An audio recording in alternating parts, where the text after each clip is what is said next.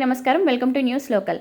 కపిలేశ్వరం మండలం వల్లూరు గ్రామంలోని చెరువు గట్టుపై 4 దశాబ్దాలుగా నివాసం ఉంటున్న సుమారు 23 కుటుంబాల గృహాలను జేసీబీలతో కూల్చివేయడాన్ని బీసీ ప్రజా సంక్షేమ సంఘం తీవ్రంగా ఖండించింది. ఈ ఘటనపై బీసీ సంఘం జాతీయ అధ్యక్షుడు గూడూరు వెంకటేశ్వరరావు నిప్పులు చెరిగారు. పంచాయతీ సిబ్బంది పోలీసు భద్రత మద్దతుతో నివాస గృహాలను తొలగించినా బాధితులకు ఎలాంటి ప్రత్యామ్నాయ నివాస వసతి కల్పించకపోవడం దారుణమన్నారు. ఇటువంటి బీసీ వ్యతిరేక విధానాలు కొనసాగితే వల్లూరు గ్రామ బీసీ ప్రజలకు రాష్ట్ర బీసీ నాయకులు అంతా వచ్చి మద్దతు తెలుపుతామన్నారు. ఈ సమస్యని రాష్ట్ర వ్యాప్తంగా తీసుకువెళ్లి ఉద్యమాన్ని ప్రారంభిస్తామని హెచ్చరించారు. మరోవైపు ఇదే మండలంలో మాచర గ్రామంలో చెరువుగట్టు మీద ఒక సామాజిక వర్గానికి చెందిన కళ్యాణ మండపానికి స్థానిక ఎమ్మెల్యే శంకుస్థాపన చేసిన విషయాన్ని ప్రస్తావిస్తూ అక్కడొక న్యాయం ఇక్కడొక న్యాయమా అంటూ ప్రశ్నించారు. ఈ సమావేశంలో బీసీ నాయకులు బి భాస్కర్రావుతో పాటు గ్రామ స్థాయి నుంచి అనేక మంది బీసీ నాయకులు పాల్గొన్నారు. ప్రభుత్వం ఈ ఘటనపై సానుకూల చర్యలు తీసుకోవాలని వారు డిమాండ్ చేశారు. నా పేరు గూడూరు వెంకటేశ్వరరావు. నేను జాతీయ బీసీ ప్రజా సంక్షేమ జాతీయ అధ్యక్షుడిని.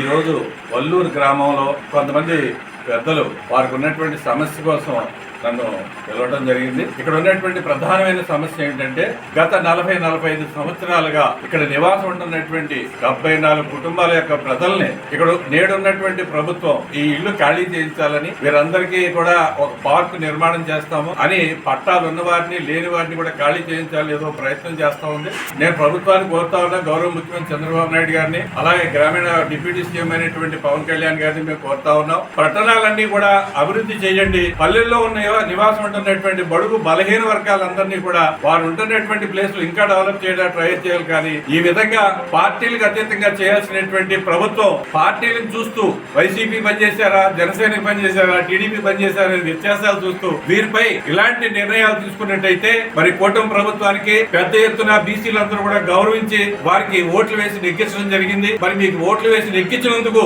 మీరు చేసే ప్రక్రియ అస్సలు బాగోలేదని చెప్పి ఈ నిర్ణయాన్ని మార్చుకోవాలని మేము ప్రభుత్వాన్ని కోరుతా ఉన్నాం. అదే విధంగా స్థానిక ఎమ్మెల్యే గారైనటువంటి పెద్దలు జోయిశ్వరరావుతో కూడా నేను మాట్లాడడం జరిగింది. వారు మేము ఇవేమి నిర్మాణం తీయట్లేదండి, అసలు ఏమి ఎవరిని కూడా ఇక్కడి నుంచి ఖాళీ చేయించడని చెప్పి నాకు చెప్పారు. అయితే తీసినటువంటి వారికి 5-6 కుటుంబాలు తీసేసాం, కొన్ని పాకలు తీసాం, వారికి పునరావాసం కల్పిస్తామని అన్నారు. వారికి పునరావాసం కల్పించడం కాదు, వారు కూడా ఇక్కడే ఉండేటట్టు చూడమని చెప్పి గౌరవ ఎమ్మెల్యే గారిని నేను కోరుతా ఉన్నాను.